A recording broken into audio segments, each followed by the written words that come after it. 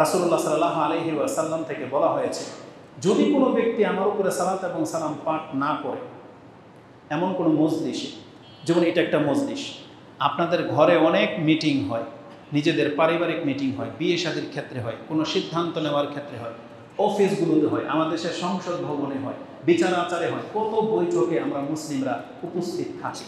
রাস্তাঘাট করতে হবে তাও মিটিং, ইলেকশন করেন তাও মিটিং, রাজনৈতিক মিটিং, কত রকমের মিটিংয়ে আপনি বসেন, বৈঠকে বসেন, বিচার আচার, এমনিতে বন্ধু বান্ধবদেরকে নিয়ে।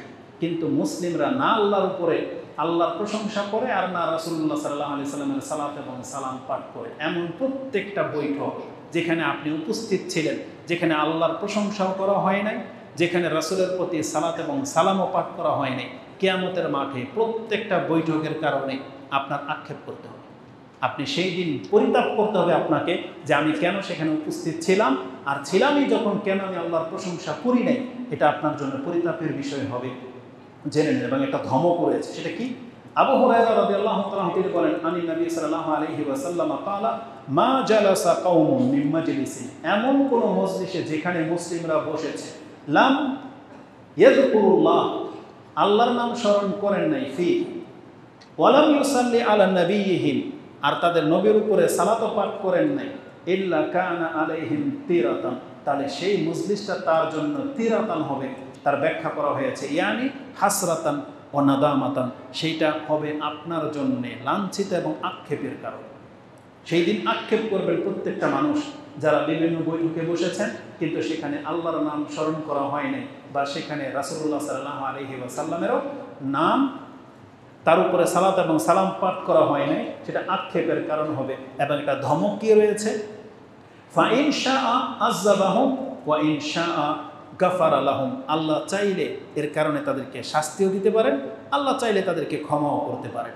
তার মানে শাস্তির কথা রয়েছে। এই জন্য এই বিষয়টাকে আপনি হালকাভাবে নেবেন না। অবশ্যই রাসূলুল্লাহ সাল্লাল্লাহু আলাইহি ওয়াসাল্লামের উপরে সালাত এবং সালাম পাঠ করতে হবে। তবে একটা সহজ বিষয় হলো, ইমাম তিরমিজি রাহিমাহুল্লাহ তিনি তার 45 নম্বর হাদিসের মধ্যে ওলামাদের একটা উক্তি নকল করেছেন যে কোনো ব্যক্তি যদি মজলিসে একবার যদি বলে দেয় আল্লাহর প্রশংসা করে এবং একবার যদি অন্তত রাসূল সাল্লাল্লাহু আলাইহি ওয়াসাল্লামের উপরে সালাত এবং সালাম পাঠ করে, তাহলে তার কাফারা হয়ে যাবে, তার দায়িত্বটা আদায় হয়ে যাবে। যেমন তিনি বলেন, আন বাদি আহলিল ইলম ক্বাল, কত আলেম বলেছেন, ইজা সাল্লার রাজুলু আলা নবী সাল্লাল্লাহু আলাইহি ওয়াসাল্লাম মাররাতান ফিল মাজলিস, একবার যদি কোনো মজলিসে বলে দেয়, আজজা আনহু মা কানা ফি যালিকাল মাজলিস, তাহলে ওই মজলিসে তার দায়িত্ব আদায় হয়ে যাবে। তাহলে একটা মুসলিমের অন্তত পক্ষে উচিত এমন বৈঠকে না বসা যেখানে আল্লাহর প্রশংসা হয় না।